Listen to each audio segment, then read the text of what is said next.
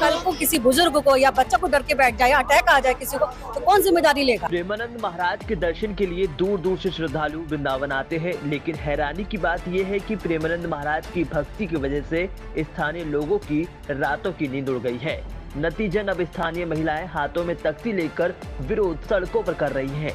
हमारे बच्चे और हम बहुत परेशान हैं, हमारे घर में वृद्ध लोग हैं और बीमार हैं, उनको बहुत ज्यादा दिक्कत होती है। मैंने इस वास्ते में शिकायत लिखी रजिस्टर्ड पोस्ट से एसएसपी, डिस्ट्रिक्ट मजिस्ट्रेट, प्रदूषण नियंत्रण और यहाँ का प्रभारी निरीक्षक पुलिस को। किसी ने कोई जवाब नहीं दिया। प्रदूषण विभाग ने चिट्ठी लिखी यहाँ के प्रभारी को, उसने कहा जब तक आदेश नहीं आएगा ऊपर से हम नहीं कर सकते, ये मामला भक्ति का, भक्तों का मामला है। कोई सुनवाई नहीं हो रही है साहब। और नित्य रात्रि 2 बजे से उनके लोग जो हैं गाड़ी, कार के ऊपर, जीप के ऊपर लाउड स्पीकर लगा के भजन शुरू कर देते हैं। महाराज जी 2:30 बजे तक आते हैं, उसके आगे भजन चलते रहते हैं, लाउड स्पीकर चलता रहता है, बैंड बाजे बजते रहते हैं, डमरू बजते रहते हैं। उन सबकी हमारे पास वीडियो है। इससे सभी लोग पीड़ित हैं।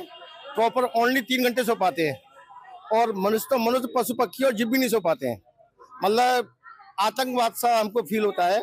हम संतों का बहुत सम्मान करते हैं, पर कभी भी हमारे यहाँ प्रभात फेरी निकलती थी, शाम फेरी निकलती थी, रात्रि फेरी कभी नहीं निकलती थी। 1 बजे से और 3 बजे तक इतना उद्यम होता है जिसको मैं आतंकवाद कहूँगा।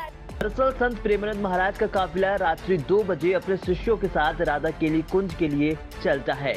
एनआरआई कॉलोनी इस पदयात्रा के रास्ते में ही पड़ती है। इस कॉलोनी की महिलाओं का कहना है कि रात में प्रेमानंद महाराज की पदयात्रा की वजह से पटाखों और भजनों की आवाज से उनकी नींद खराब हो जाती है।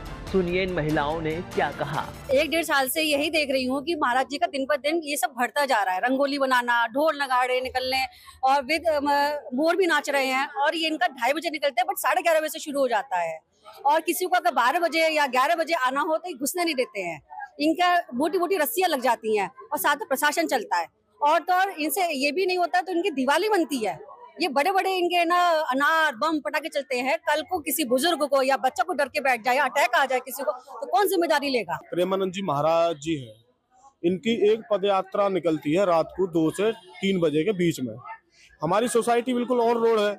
ये अपने वहाँ से ढोल लगाड़े पटाखे बजते हुए आते हैं, चलते हैं। भयंकर रात तो इतना बड़ा माहौल था पटाखे बैंड बाजों का, सोसाइटी में बच्चे चीखने लगे। मैं एकदम जग के भागा। मैंने देखा क्या घटना हुई है। प्रेसिडेंट होने के नाते तो मैंने देखा कि उनकी बैंड द्वारा ये बारात निकल रही थी, बाकी उनके साथ पुलिस रहती है। और ये रस्सा हमारी गेट के सामने हमारे रस्सा लगा रखा था। अब हमारे यहाँ किसी की एक दिन तबीयत खराब हुई, बुजुर्ग आदमी थे, उनको हम हॉस्पिटल ले जा रहे थे, निकलने नहीं दिया रस्से में। तो क्या उनको मेरे प्रेसिडेंट के नाते उनको यहाँ मरने के लिए नहीं छोड़ूंगा? तो मेरा महाराज जी से ये करबद्ध निवेदन है। महाराज जी कहते हैं मैं ब्रजवासियों का चरणों का धोखे पीता हूँ। एक ब्रजवासी होने के नाते मैं महाराज जी से आग्रह करना चाहूंगा कि ये अपनी पदयात्रा को शांतिपूर्ण तरीके से निकालें। ये ढोल लगाड़े बैंड बाजे न बजाएं, जिससे सोसाइटी का, यहाँ सोने वालों का, सब का जीवन नरक बने। दूसरी तरफ आश्रम में कई बार इन लोगों से लाउड स्पीकर पर भजन चलाने को लेकर मना कर चुका है। आश्रम खुद अपील करता है कि पदयात्रा के दौरान किसी भी प्रकार की ध्वनि प्रदूषण नहीं की जाए, लेकिन ये विरोध आगे क्या रंग दिखाता है ये वक्त बताएगा। ब्यूरो रिपोर्ट, समाचार सिटी 24।